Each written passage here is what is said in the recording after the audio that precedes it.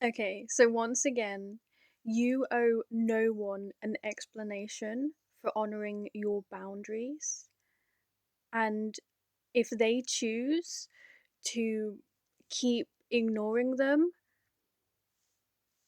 don't give them any benefit of the doubt of, oh, maybe they misread my text, maybe they didn't hear me, maybe they don't understand. They choose to misunderstand. They choose to not hear you because their desire for however the way they want to treat you and how they want you to behave is stronger than their actual respect for you. So it comes down to actions speak louder than words. Don't waste your time trying to have that conversation with them, texting them again to say, uh, you know, please don't contact me after 10 p.m. or whatever your boundary is, right? Just don't answer the call. It's that simple. I know it feels hard, especially, those of us who struggle with our boundaries are people pleasers, so you don't want to upset them. But what about you? Your self worth is just as important. The love for yourself, the respect for yourself is all that matters. And I'm so fired up about this, but it's a good reminder. I need it myself. So, if you saw my video, I've reconnected with my dad after years of no contact. And it was really lovely. And I was a bit scared until I went to a psychic night and got like confirmation and everything, and we had a really great chat, and now we've arranged he's going to come visit me, so I'm really excited for that. I'm very hopeful and very optimistic.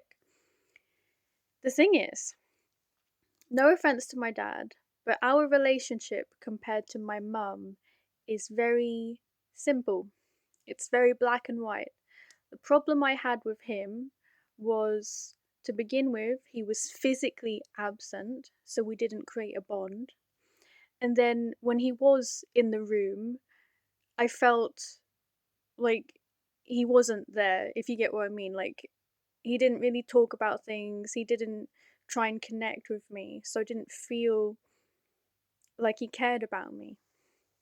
So that's quite simple, to be honest, because already with him reaching out and us having a proper conversation, I feel like we are now adult to adult catching up. And that's great. And the great thing as well, when he messaged me and it was literally just like, how are you? I went straight to the point of, I'm not going to do this with you. I don't like texting. I'm not going to do this surface level, how are you? How's the weather? When we've got so much behind us. It needs to be a proper heart to heart. So then he suggested, like, he communicated with me then of what a date and time would be good for a phone call. And I really love that because I am one of those people, I detest random phone calls. Don't get me wrong, if it's an emergency, I will answer it and say, hey, are you okay? And check in on you. But if it's a catch up, I need it in the calendar. I need to prepare, especially if it's a proper catch up, like over an hour's phone call. Just the simple things of like respecting your time, understanding that you have other things going on and you can't just suddenly drop everything to sit and chat. Like, it needs to be properly in the calendar for me, and that's what we did. So it's off to a really great start. And then he does end it trying to bring up, like, oh, it would be nice if you contacted your mum and your sister. And this is where it gets a bit, listen, I do apologise because I viewed you all as one entity rather than three individuals, and that's what overwhelmed me. I think I need to take this step by step and, rebuild the relationship with you, and then think about mum and my sister. And then coming back to the difference in relationships, right? The relationship I have with my mum is far more complex and complicated. Okay, she was there and she did do things and she said things, a lot of things. It can't be fixed the way I am with my dad. And I did say that, and then he texted me being like, oh, it'd be nice if you messaged them. So again, I stand my boundary and I say, they're welcome to text me. They're welcome to reach out to me. I've spent my whole life being the one to try and fix things. And when you're the one who goes through that thought process, it's taken for granted. They don't care because they've not gone through the thought process. So I feel we do need a lot more time. And guess what? She texts me, how are you doing? Here we go. So I text the same thing. We've got to have a proper hot heart. We've got to have a proper conversation about this. But instead of doing what my dad did and saying, okay, when is a good time for you then? She immediately rings me. She rings me immediately. What do? I decline it. I immediately decline it. And she doesn't get the hint because she leaves me a voicemail being like, I'll try again later. No.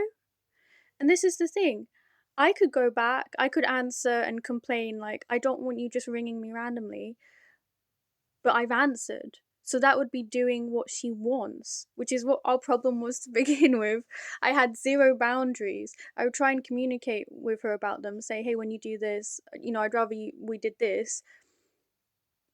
But I would be doing what she wanted by trying to eat. Do you see what I mean? So now I'm very firm with it.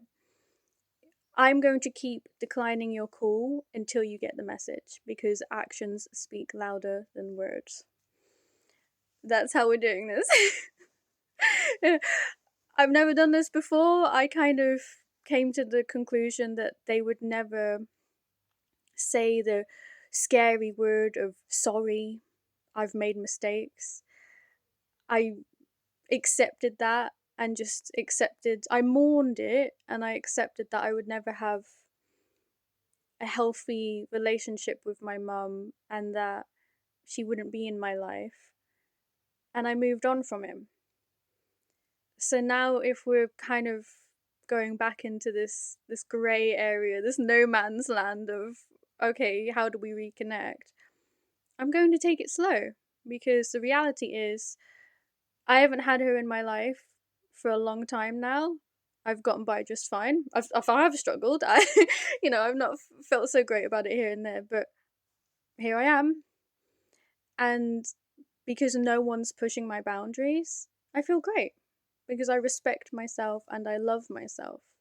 So there's no more the desire to have a relationship with my mother being higher than the desire to love myself. And I know the two can actually exist. Not if she's doing things that say to me, I'm not worthy of respect. So, watch this space. We'll see what happens. Who knows? Maybe she'll download TikTok and find out.